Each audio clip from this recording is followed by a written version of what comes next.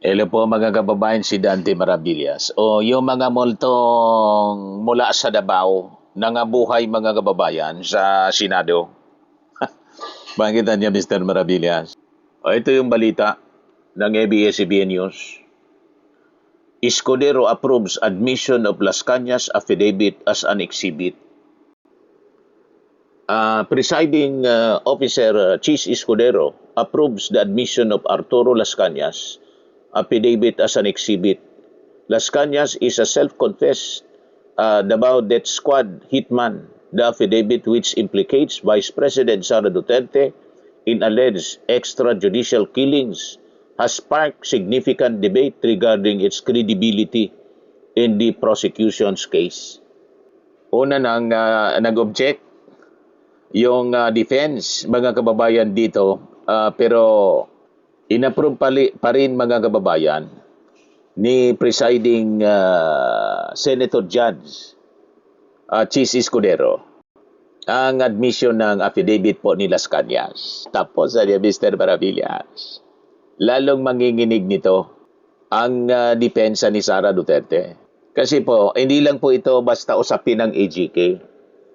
Ito po ay formal na konektado mga kababayan sa mga kontrobersyal na assassination threats ni Sara Duterte laban sa first couple at saka kay dating Speaker Martin Romualdez.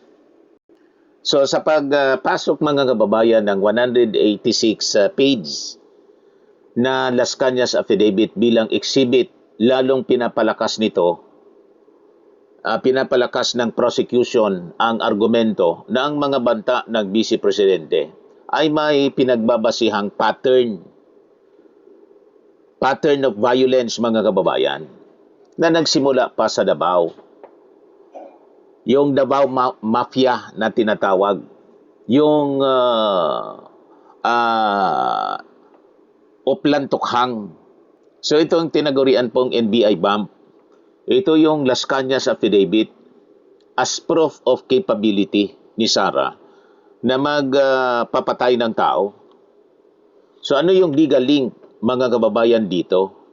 Ayon sa testimonya kasi mga kababayan ni NBI Director Melvin Matibag, hindi nakahiwalay ang issue ng extrajudicial killings sa kasalukuyang kaso ni Sara Duterte. Ginamit mga kababayan ang NBI testimony ng dating DDS hitman para patunayan sa impeachment court ng Vice Presidente ay may militaristic at violent profile.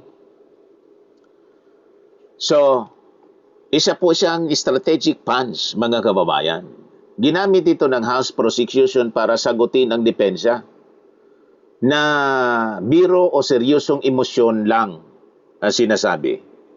Ang ginawa ni Sara na pagbabanta sa ating Pangulo, kay Lisa Marcos at saka kay Martin. So ano ang mensahe ng prosecution dito mga kababayan? Kapag ang isang tao ay may record na sangkot sa Davao Death Squad ayon sa testigo, ang kanyang banta sa pagpatay ay dapat ituring na seryoso at totoong panganib sa ating pambansang seguridad mga kababayan. So connecting the dots, itong Tukhang manual applied to modern threats na ginawa ni Sara Duterte laban sa ating Pangulo, kay Lisa at kay Martin. So ano ang koneksyon? Sa dokumento mga kababayan ni Las Cañas, idinitalye kung paano binuo ang sistema ng dahas at summary executions sa Davao sa ilalim po ng pag-aproba ng mga Duterte.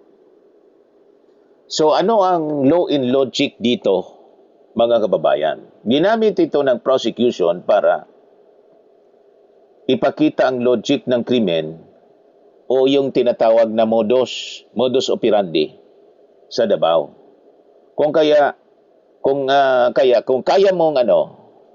mong magpatakbo ng isang Davao Mafia gamit ang takot, ang pagbabanta sa buhay ng pinakang mataas na opisyal ng ating bansa, hindi po ito nakakagulat.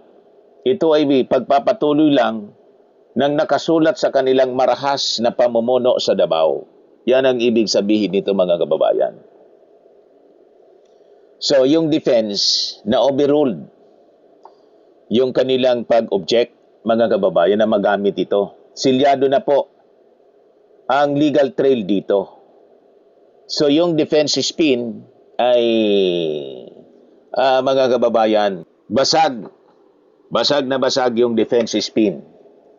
Todo harang ang defense lawyers dahil unauthorized daw, mga kababayan, at hindi naman daw direktang ebidensya ng pagbabanta ang lumang affidavit.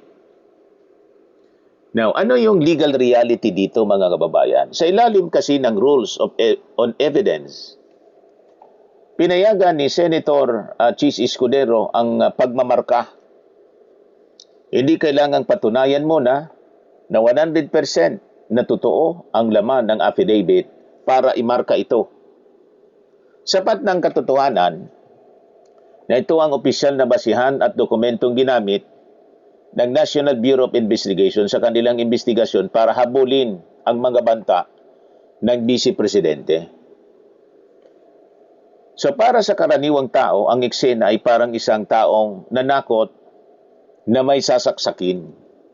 So ang depensa ng abogado, mga kababayan niya, nagsasalita lang naman siya, wala namang saksak na nangyari. Yan ang posisyon, mga kababayan, depensa ng abogado. Mga abogado ni Sara Duterte. Kaso, inalungkat ng pulis yung ng NBI. Yun by yung senaryo, mga kababayan, parang ganito. Ang background ng suspect inalungkat ngayon. At napatunayan na dati na siyang pinuno ng gang na mahilig manaksak. Ito ang lumalabas, mga kababayan, sa pagpresenta nitong affidavit po ni Las Cañas para yung pattern ng behavior of violent behavior ni Sara, may establish po. Yan ang purpose po nito ng prosecution. So hindi ibig sabihin na sinusuri ng korte kung totoo ang bawat detalye ng nakaraan, kundi pinapatunayan lang na may kakayahan at kasaysayan ang suspect na gawin ang kanyang banta. Kasi nagawa niya noon. Yun ang kanyang record doon sa Davao, mga kababayan, based sa testimony ni Las Cañas.